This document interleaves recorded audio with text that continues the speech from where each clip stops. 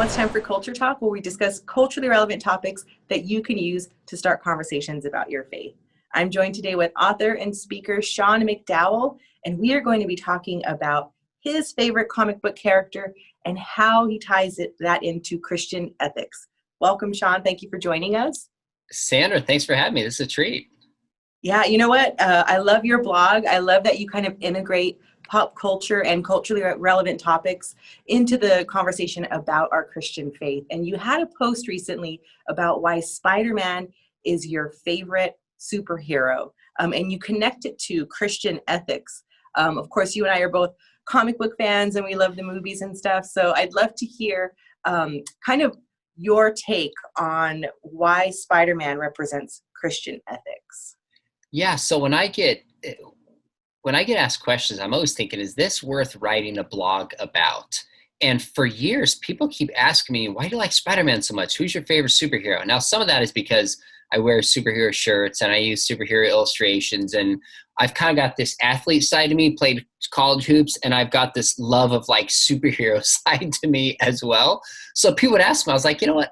I'm going to write a blog. So when somebody asks me, I can just send them the response. And for me, I can't speak for anybody else, but ever since I was a kid, I mean, I have pictures of me opening up Spider-Man stuff when I was like 3-4 years old and just loving it. And I think there's two big reasons why. Is number one, Spider-Man's a relatable character, at least to me.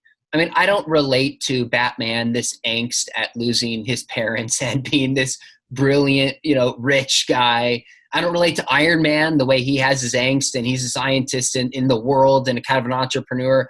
I don't relate to Hulk. I mean, I have my moments where I get frustrated. My kids will tell you, Dad, calm down, you're okay. But this inner Hulk never connected with me. But Spider-Man's got he's a normal teenage kid. He gets his superpowers, but he can't deliver the pizza. He can fight the Sinister Six, but he, can't get the girl. There's always a sense of like, Spider-Man's the person next door. Plus he's sarcastic, and I'm convinced that sarcasm is the sixth love language. So I've just always related to Spider-Man. And the second reason, I didn't think about this when I was a kid, just as I got older. Somebody asked me, what is it about the ethic of Spider-Man that you love? And for some reason, it just hit me that obviously what Ben Parker said to Peter Parker, he said, with great power comes great responsibility. I thought about that. I was like, gosh, that's kind of a Christian ethic, that God has given us spiritual gifts. He's given us, bodies and life and all these amazing abilities, but there's a responsibility that comes along with that. In fact, Jesus said, he who's given much, much is required.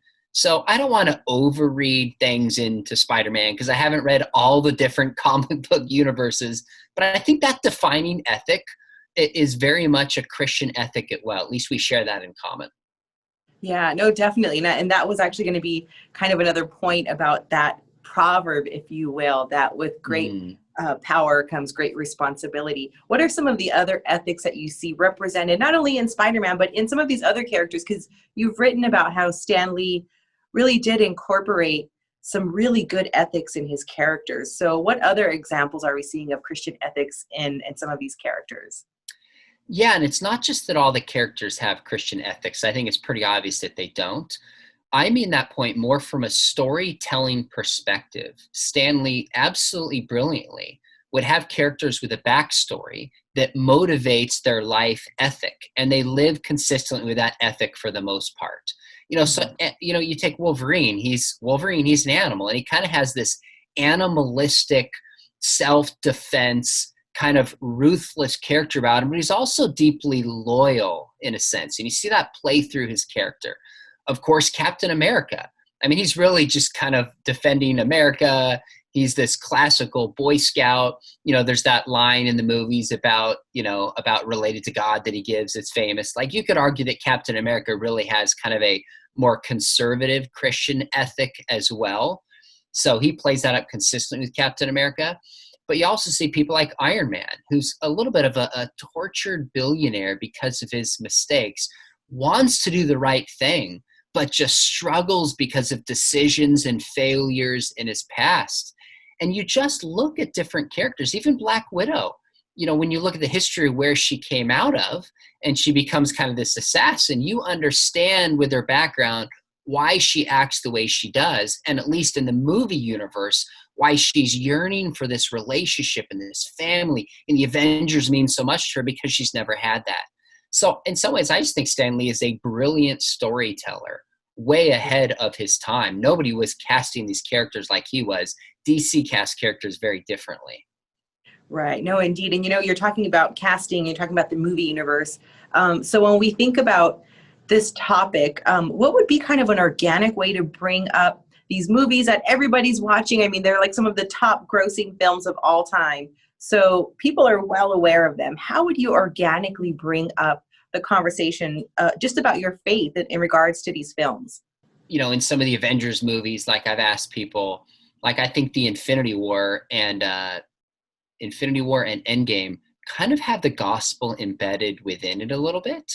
I did a whole blog series on Infinity War and the gospel, and how when you watch Infinity War, it's about what's the value of a human life? What do we sacrifice somebody for?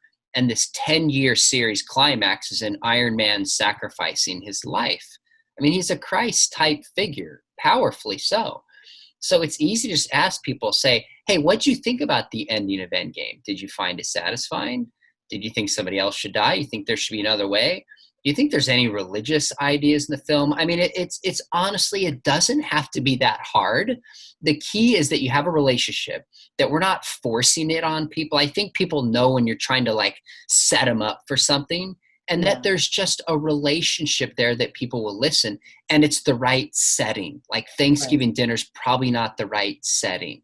So I think movies offer a powerful opportunity just to talk about justice, talk about social issues, talk about science and faith, and talk about larger issues of faith and the gospel. And sometimes it's as simple as saying, hey, did you see that movie?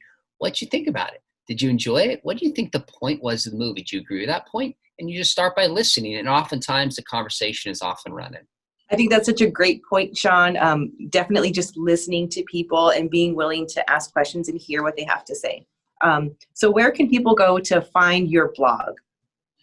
Probably the best way would just be to go to seanmcdowell.org. Or if they want to know my superhero stuff, just type in my name in SpiderMan. It'll probably come up the blog, or my name in Infinity War. I write now and then. I did one on Black Panther. When I see ideas intersect with a Christian worldview, I like to write blogs on it. So if they follow at seanmcdowell.org, they might see these popping up now and then. Wonderful. Thank you again for joining us. We'll see you next time.